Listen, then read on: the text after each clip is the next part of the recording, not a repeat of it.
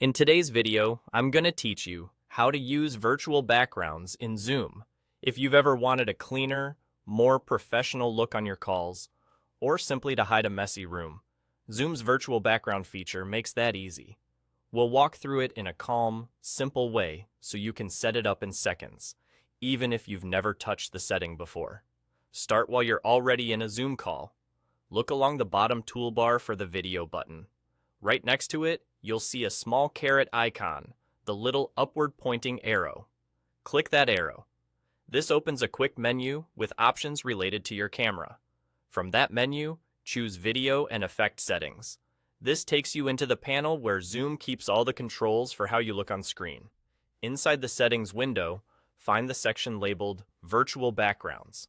Depending on your version, it might appear as Backgrounds or Backgrounds and Effects, but you're looking for the area that shows background thumbnails and a live preview of your camera. Click into that section to see the available options. Now comes the fun part. Select the virtual background you want.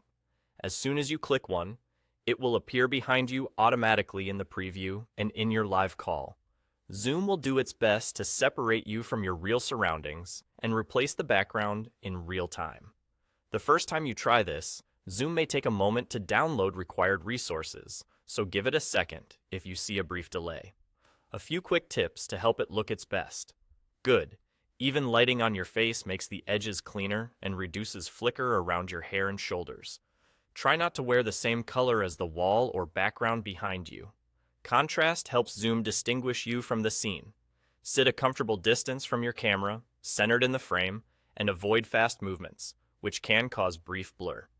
If your computer is older, the effect may be less smooth, so pick a simpler background to keep things crisp. Take a look at your preview and adjust your position or lighting if needed. Once you're happy with how it looks, that's it. You can close the settings window and continue your call with the new background active.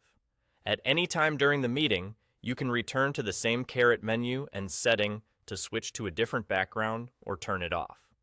That's all you need to start using virtual backgrounds in Zoom. With just a couple of clicks, you can present a clean, consistent look on every call.